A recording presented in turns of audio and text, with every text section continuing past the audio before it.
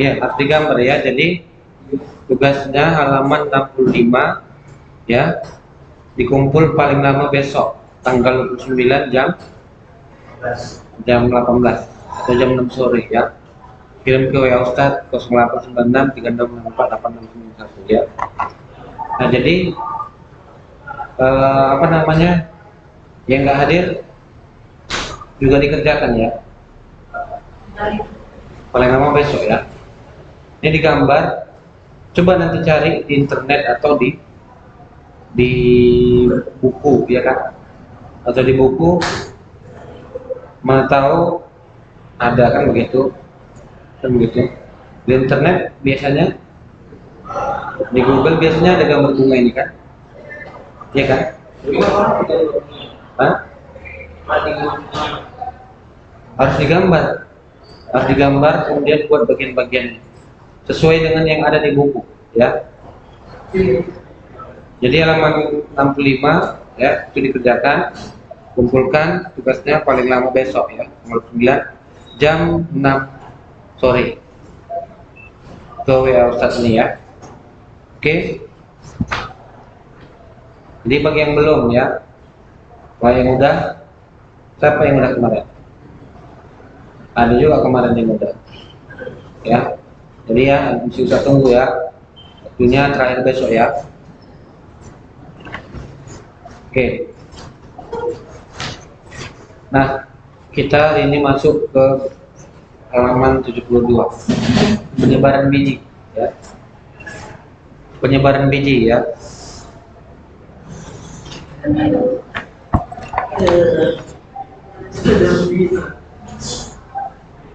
Jadi udah tahu apa kira-kira penyebaran biji? Nah, jadi kan gini, apa namanya, tumbuhan itu kan, tumbuhan halaman 72 coba lihat. Nah, tumbuhan itu kan dia itu bisa tumbuh, bisa disebabkan karena biji kan begitu, biji yang kita tanam misalkan kan. Jadi kalau misalkan kita mau nanam pohon rambutan kan, kita tanam bijinya ya kan, atau bisa juga dengan cara cangkok, kita cangkok kan begitu. Tapi kalau dengan biji juga bisa kan begitu, tanam bijinya, nah seperti itu. Nah, jadi kan kita udah belajar yang namanya penyerbukan. Penyerbukan itu artinya apa namanya, penyerbukan itu peristiwa antara pertemuan antara terumbu sari dan kepala putih. Nah, jadi nanti dari situ dihasilkan yang namanya zigot. Nah, zigot inilah yang nanti akan masuk kemana? Ke dalam biji, ya, ke dalam biji tumbuhan, gitu ya. Jadi dia yang akan menjadi nanti bakal calon apa namanya itu, calon tumbuhan barunya, begitu ya. Nah, jadi ketika biji itu ditanam, ya, biji itu ditanam, nanti dia akan bisa menghasilkan yang namanya tumbuhan baru, begitu ya. Nah, jadi bukan hanya rambutan, ya, banyak tumbuhan-tumbuhan yang berbiji lainnya kan begitu. Karena di sini kan kita bahas tentang angiosperma, artinya tumbuhan berbiji apa? Tertutup, ya kan? Artinya bijinya itu otomatis dia mempunyai biji kan begitu. Kalau angiosperma dia otomatis memiliki biji kan begitu. Nah, jadi bagaimana penyebarannya kan begitu, ya kan? Bagaimana biji itu terkadang kan dia bisa tumbuh jauh dari induknya. Misalkan induknya di sini, kemudian tumbuhnya misalkan di apa namanya, di masjid situ misalkan, ya kan? Atau bisa juga tumbuhnya di sini, atau bisa juga misalkan tumbuh induknya di sini, bijinya di apa namanya, di John City misalkan, ya kan? Nah, jadi kenapa bisa seperti itu? Itu disebabkan karena penyebaran biji, ya, disebabkan karena penyebaran biji. Nah, bisa juga penyebaran biji ini dibantu oleh manusia, ya. Misalkan manusia yang langsung memindahkan bijinya, ya kan? Nah, jadi penyebaran biji ini, ya, itu dipengaruhi oleh apa namanya? Ada istilah-istilahnya ya. Apa namanya? Istilah-istilah penyebaran biji ada namanya yang pertama apa namanya itu? Anemokori. Coba buka bukunya halaman 74. Ada yang pertama namanya anemokori. Apa itu anemokori?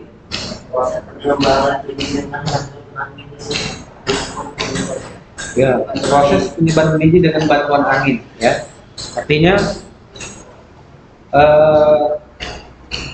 biji tersebut berpindah ke suatu tempat karena adanya bantuan dari angin, ya.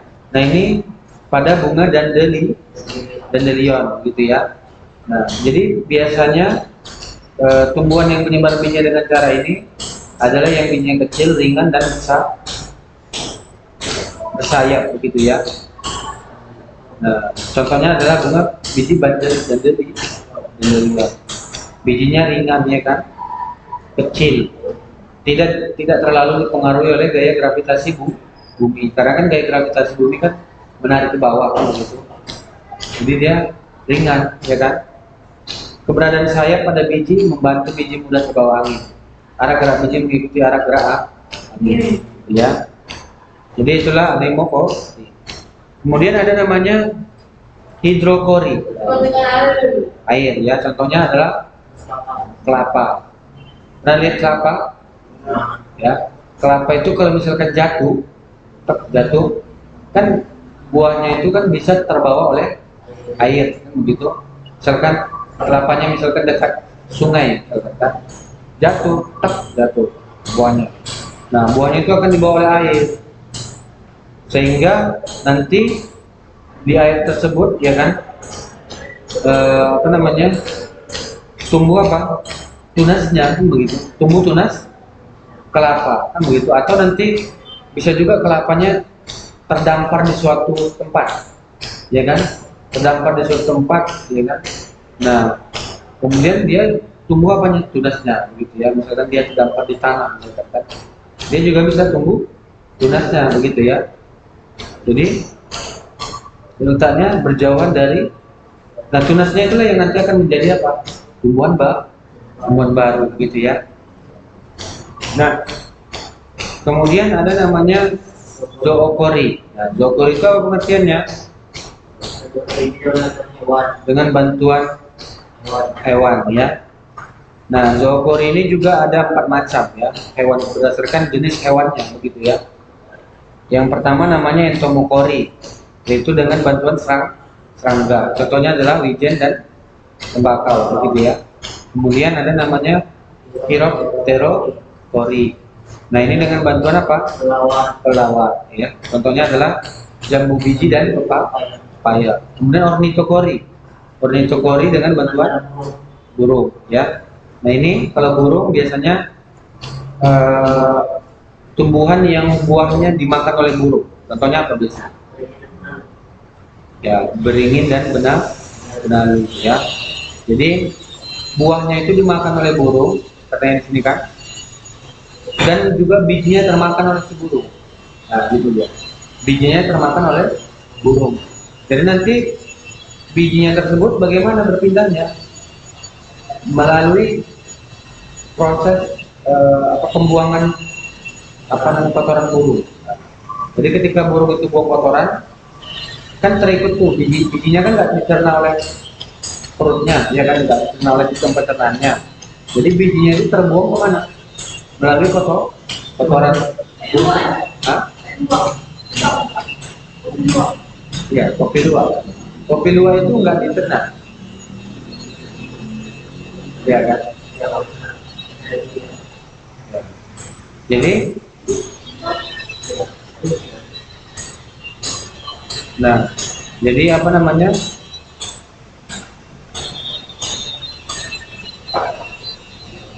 Oh, kalau kopi maksudnya gimana?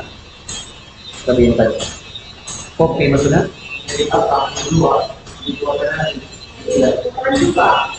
Iya, melalui musang, ya. Itu dimakan, kan? Dimakan melalui musang, lalu nanti dikeluarkan lagi, gitu.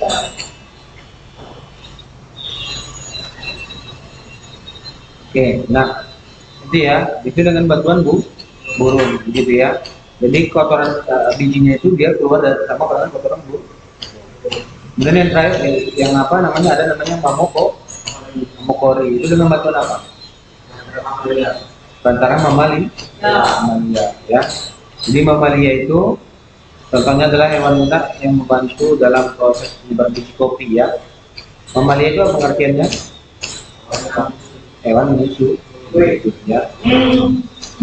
Hewan luwak, hewan luwak yang membantu dalam proses penyebaran biji kopi. Nah, yang terakhir ada namanya antropopori. Antropopori ini inilah yang dengan bantuan manusia ya. Nah, ini bisa disengaja, bisa juga tidak disengaja. Ya. Contohnya misalkan kalau ada sengaja adalah rumput. Pernah lihat rumput? Nah, rumput itu kan kalau misalkan lengket di pakaian manusia, kemudian terbawa oleh manusia, terbawa ke suatu tempat misalkan oleh manusia.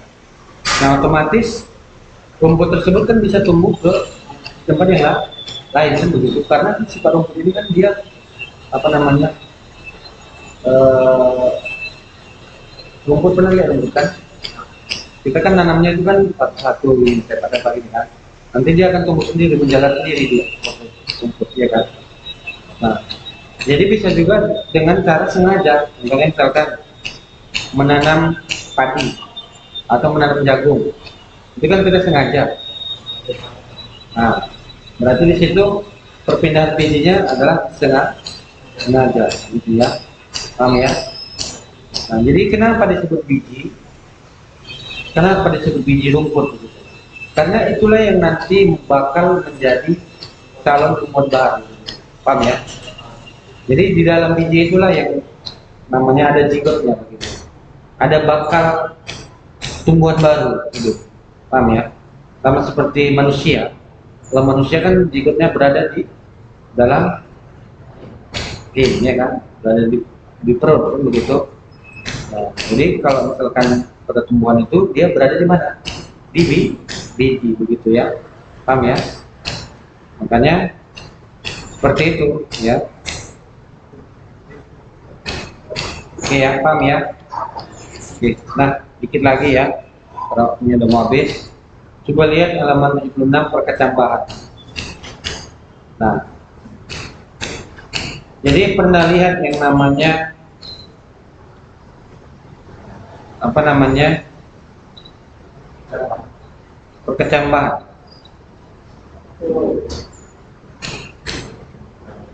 Nah, perkecambahan itu misalkan kita memasukkan biji apa namanya biji kacang hijau ke dalam botol yang berisi dengan kapas basah misalkan. Otomatis kacang hijau tersebut akan berkecambahan gitu. Nah, ya akan berkecambah, dia menjadi apa kedelai kan begitu. Nah, jadi di sini ada yang namanya dormansi biji. Apa itu dormansi biji? Ya, artinya biji yang masih belum tumbuh merupakan biji yang berada pada keadaan dormansi biji. Artinya biji tersebut belum tumbuh dia. Ya, biji yang tersebut masih berada di dalam keadaan dormansi. Belum tumbuh itu artinya misalkan dalam keadaan istirahat. Kalau misalkan biji kacang hijau kita biarkan ada di apa namanya, di mana di warung misalkan kan, dia bisa nggak tumbuh kalau nggak dia apa-apain, nggak diberikan perlakuan, bisa nggak dia tumbuh? Hah? Nggak bisa ya. Kalau misalkan dia dimasukkan ke dalam kapas, dia akan tumbuh. Nah, jadi keadaan di mana dia nggak tumbuh itulah yang disebut dengan apa? Dormansi ya. Keadaan di mana biji mengalami masa istirahat ya. Ketika dia sudah mulai tumbuh, itulah yang dinamakan dengan perkecambahan.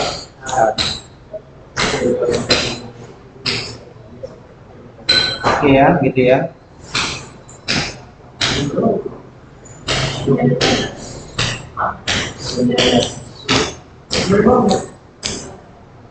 Oke ya, paham ya? Nanti kan? Oke. Nah, di sini ada gambarnya, coba lihat itu gambarnya. Hari ke-0, hari ke-3, hari ke-6.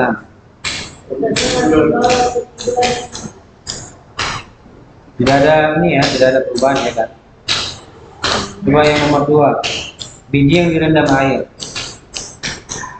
Hari pertama, hari ke-0, hari kedua, kemudian hari ke-3. Bagaimana dia? Busuk, ya kan? Kenapa? Ya, karena perlakuannya setiap biji itu berbeda-beda. Ada yang biji itu dia tumbuh di tanah, ya kan? Ada yang biji tidak, ada yang biji tidak di tanah pun juga tumbuh. Contohnya misalkan apa tadi? Tumbuh di mana tumbuhnya?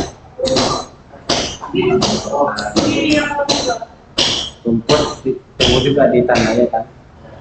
Nah, misalkan kalau misalkan kelapa bisa tumbuh di air, bisa nggak? Hah? Bisa juga di tanah kan begitu? Kangkung bisa tumbuh di air, ya kan begitu, bisa juga tumbuh di tanah. Tapi kalau kelapa ya itu tumbuh di air, gimana kira-kira? Pernah lihat kelapa tumbuh di air? Tidak pernah ya. Dia menghasilkan tunas saja di air. Cuman kalau misalkan tumbuh tinggi seperti itu tidak bisa. Dia tumbuh-tumbuhannya kecuali ada penyangganya, paham? Bisa sih sebenarnya, bisa ya, bisa tumbuh di air. Cuman kan dia gini, gimana ya?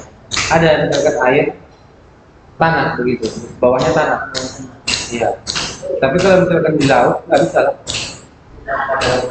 Hah? Nggak bisa ya. Oke.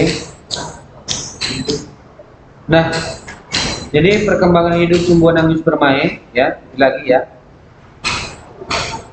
Jadi awalnya itu adalah dimulai dengan bersatunya sel kelamin jantan dan sel kelamin betina, atau langsung disebut dengan peristiwa penyerbukan kan begitu. Dan selanjutnya dihasilkan yang namanya zigot. Zigot itu akan bertumbuh di dalam biji. Nah, biji tersebut yang akan berkecambah ya. Biji tersebutlah yang akan berkecambah atau tumbuh dan berkembang menjadi apa? Tumbuhan baru. Nah, jadi begitulah proses apa namanya? Perkembangannya. Perkembangan hidup tumbuhan angiospermae. Nah, setelah nanti dia dewasa, setelah tumbuh, dia juga nanti akan menghasilkan apa? Buah. Ya kan, buah yang nantinya ada bijinya, gitu ya. Nah, nanti di dalam biji tersebut juga nanti, nah, jadi tumbuhan baru, gitu ya. Nah, jadi bijinya tersebut didapat dari mana? Awalnya kan bukan berupa biji, awalnya itu kan berupa bunga ya kan. Kan dulu kan kalau misalkan rambutan itu kan dia seperti bunga-bunga gitu ya kan. Pohon rambutan bunga-bunga. Nah, dari bunga-bunga itulah nanti ada seribu sari ke kepala putih. Itulah yang nanti akan tumbuh menjadi apa? Jadi biji, gitu ya. Oke. Nah, karena waktunya udah habis ya. Jadi demikianlah cuma kita hari ini ya. Jangan lupa dikerjakan tugasnya. Assalamualaikum warahmatullahi wabarakatuh. Waalaikumsalam.